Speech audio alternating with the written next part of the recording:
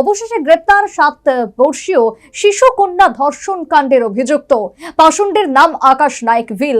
শনিবার 21 বছর বয়সী অভিযুক্তকে পুলিশ বিলোনিয়া আদালতে সোপর্দ করেছে। 7 বছরের শিশু কন্যা ধর্ষণ কাণ্ডের মামলায় অভিযুক্ত অবশেষে পুলিশের জালে। আকাশ নায়েক ভিল নামের 21 বছরের এক যুবককে গ্রেপ্তার করেছে পুলিশ। শুক্রবার রাতে গোপন সংবাদের ভিত্তিতে অভিযুক্তকে বিলোনিয়া থানাধীন লক্ষ্মীপুর বরপাথারি এলাকায় পার্শ্ববর্তী এক বাড়ি থেকে গ্রেপ্তার করেছে পুলিশ। 7 বছর বয়সী শিশু কন্যা প্রতিদিনই আকাশের বাড়িতে যেত খেলার জন্য। গত 24 জানুয়ারিতেও শিশু কন্যা সহ তার ভাই বিকেলের দিকে আকাশের বাড়িতে যায় খেলতে। অভিযোগ সে সময় আকাশ ছাড়া বাড়িতে কেউ ছিল না।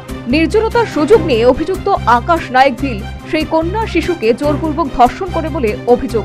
পরবর্তী সময় বাড়িতে গিয়ে শিশু কন্যা সহ তার ভাই মায়ের কাছে ঘটনাটি বলার পর ক্ষোভে ফেটে পড়ে বাড়ির লোকজন। এরপর নাবালিকার পক্ষ থেকে বিলোনিয়া মহিলা থানায় আকাশ নায়েক ভিলের নামে ধর্ষণ কাণ্ডের অভিযোগ দায়ের করা হয়। অভিযোগ পেয়ে পুলিশ মামলা হাতে নিয়ে অভিযুক্ত আকাশের তল্লাশিতে নামে। অপরদিকে অভিযুক্ত আকাশ গা ঢাকা দিয়েছিল। তারিখ বরপাথরি লক্ষ্মীপুর থেকে আমাদের থানাতে একটি কমপ্লেন আসে যে ওনার 7 বছরের মেয়েকে রেপ করা হয়েছে।